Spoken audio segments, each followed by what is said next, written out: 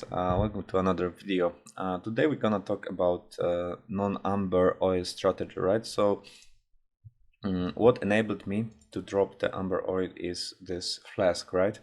It's very expensive. I paid for it 25 divines. Now it costs 30 plus. It will grow in price because it's best in slot item, which means it's just like with amulets and mage blood, right? So you can upgrade your gear, like, you know, have a better bow, have I don't know, more clustered jewels, and you know, try to get better rares. But in the end, some items will always be, let's say, upgrade to your build, right? So sure, I could, for 25 divines, I could get way more DPS and also do this strategy. So please have that in mind, and that maybe this is not the optimal way to go. But I'm leaving for vacation soon, and I'm afraid that this flask will cost like 100 divines when I'm back. And I really wanted to test it out because it sounds good. This build is maybe not perfect because what we do is we also explode mobs on death to actually spread ignite. So when this flask pop out, it kills all the monsters. And our build has one weakness, which is a single target damage. The clear is better than single target damage, and this flask does not really help with that. So this is my observation so far. It's a good item, but not the game changer as I expected. At least not for this build. Maybe if you have like a really good single target damage or maybe good AOE, this helps you clear like during mapping, etc. But we just talk about blighted maps here, right? So for blighted maps, maybe some build with bigger single target damage would benefit from it way more. So yeah, it is what it is. But anyway, the fact is that now I'm able to clear ravaged map without amber oils, right? Which decrease the cost of building, which is the only thing you need to lower the difficulty, right? So now we play harder version, and yeah, how I choose my maps now is like triple silver, because what I feel is that without epidemiology, silver oil is like the single best thing you can do with for your maps. It increases the loot amounts by a lot, and the teal oil takes 3 slots. Yes, it was best to let's say, how to say, maximize your profit per hour, because the runs were quick, and with only 6 slots you could still squeeze like 2 silver oils, 2 opal oils, and 2 black oils, and nothing could beat that, because yeah, you were going fast, you had a lot of chance to drop divine, and epidemiology, let's say, made like 2 silver oils work almost plus your basic quantity. So you know, it wasn't that much off than now without when you use free. So and it was huge difference. Now it's gone, and with free teal oils, not only this reduces time by 30 seconds less, but also you cannot really increase the rewards enough for it to be optimal. That's my feeling. But yeah, the teal oil is still on the bench for me, because with this build, when I'm not using like cremation on earth, I'm just failing this, right? Those encounters are hard. The rare mobs will go through, and they are very tanky. You need to have a lot of DPS, and even with this flask, I can complete like okay, 2 in 3, 2 in 4. I don't know, but you will fail. You get bad layouts. You cannot stunlock enemies. They get like, you will get early on lines with cold immunity, you know, immunity to cold towers, and then your build needs to kill everything. And even though we have no epidemiology and the monsters are slower and they have less HP, it's quite difficult, for at least for my build right now, and I imagine for you as well. But yeah, you can play with teal oil. The teal oil strategy is on my channel. I believe it's the first video you can open. There is of course a spreadsheet link. So you have here how much it makes with only those 20 items, and if you go to a specific strategy like black, silver, and opal, you will see it's like almost 9 divines per hour. It dropped on average 3 divines per 10 maps, which is insane when we do, you know, when we see what happened now. This is maybe that's a good run. Still, this is a good run, right? And yeah, this is a bit nerfed, I'd say by 30%, so let it be. So if we get 6 divines, that's, I believe, top right now. But yeah, the teal oil is very, very risky. That's what I wanted to say. And for this reason, how I choose my maps is like 3 silver, 3 opals, although again, opals without epidemiology feel a bit clunky. I've counted with 3 silver oils you get around 200 chests, so it's only 1 in 5 chests. Well, yeah, and you get then armor nodes, etc. So in fact, you might miss out a lot of those lucky chests. Yeah, but it's still, you know, there's nothing better. And then opal, it's for 5C. Yeah. If it was maybe 7C, then we could consider crimson oils, because that would be already a difference. But for 5C or even 4.5C, if you buy them off the peak hours, yeah, I think it's a best in slot. But the true hero here is a black oil. It's cheap. It's 2C in bulk. It's basically 6C, and this almost makes golden oil, right? Golden oil is 25%, and this is 18.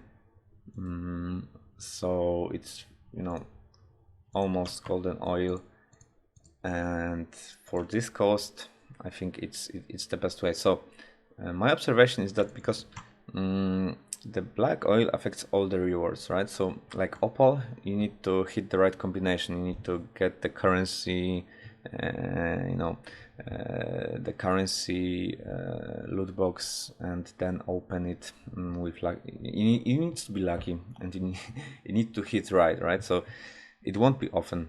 And black oil makes on average better results than opal, although we use only 9 slots, so we can fit all. What I'm currently testing is like golden oil. So with golden oil, it's tricky because this strategy that I resulted like 5.5 divine per hour, which I'm not sure if it's like the right number. I feel it can be 6, it can be 5, I don't know. In a long run, maybe it's between 5 and 6. That's most def. And with golden oil, we would, let's say, increase the cost of this map by half, right? So it would be 120 almost, right? Because what I would replace is like 1 black oil and then add 40C for golden oil, so it's like 118.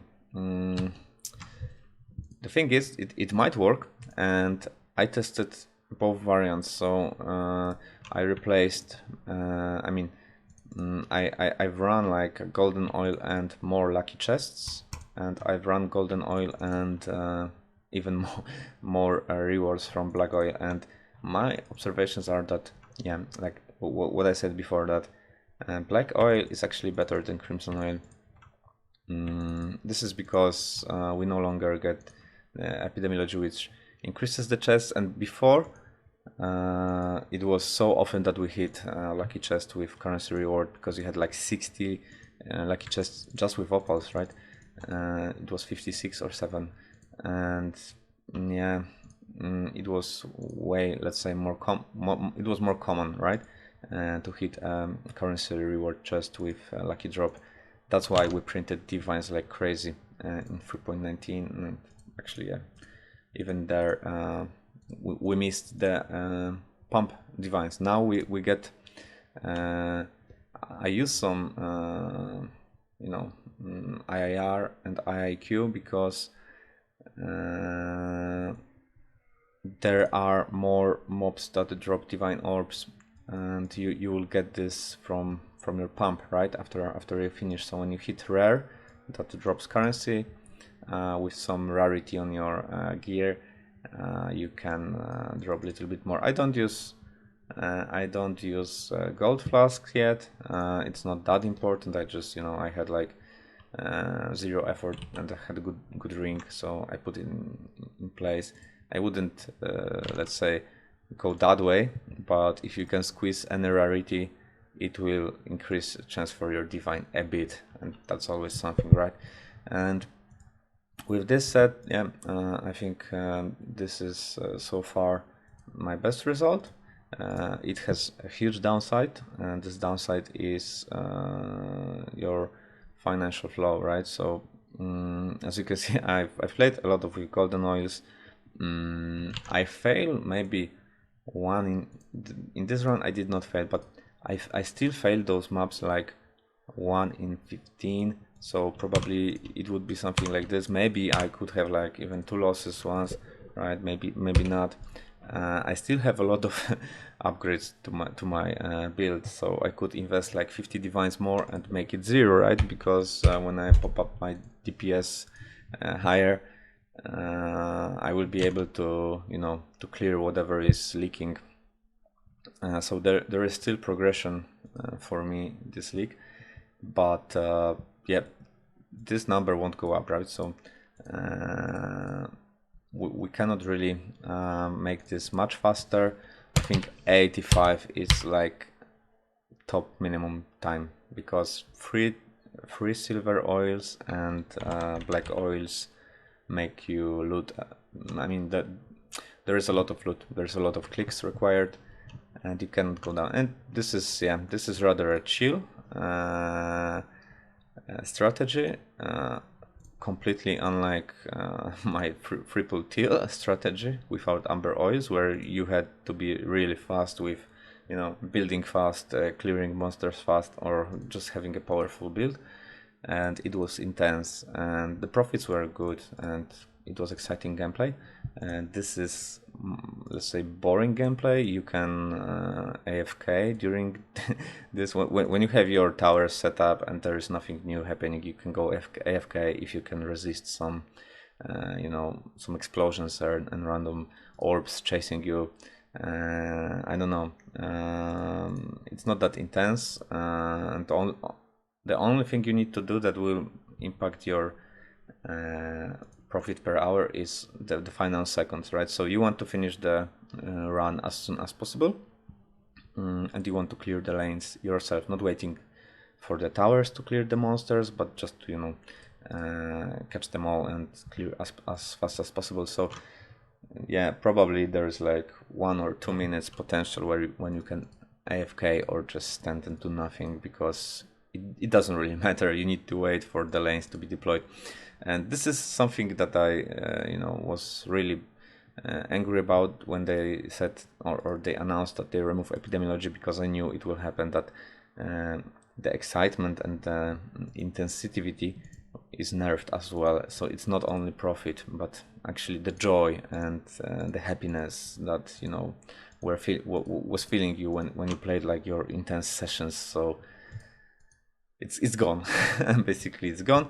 Even if we use teal, the teal oil is nerfed and it won't be as intense. And yeah, all we can do now is like find optimal strategy and just play and grind your currency this way or another. So sure, playing Blight in 3.20 is still fine. When I checked like other YouTubers, and they don't get much better results with mapping. Like if you get 5.5 divine per hour, that's close to perfection of what you can do without let's say magic find build based on headhunter. But the problem with the end game grinding is that if you need to invest like 200 divines just to make 1 divine or 2 divines more per hour, is it really like a game changer? Because at that point you are probably playing for fun. Maybe you have some goals set for this league, and you will probably quit soon because that was your goal, to test how much currency you can grind per hour, right? So make a great build, make magic find, see what you can squeeze out of the game, and and flex on it. Be happy, right? Because you struggled for like 200 divines with lower income, and then you have higher income, and that feeling is good. But apart from that, I don't think this is much off from the ceiling. This league, they nerfed a lot of strategies like invitations that were making tens of divines per hour, and what you can do to get more of income above what I present you here, right? So first of all is like selling stuff in bulk. In bulk.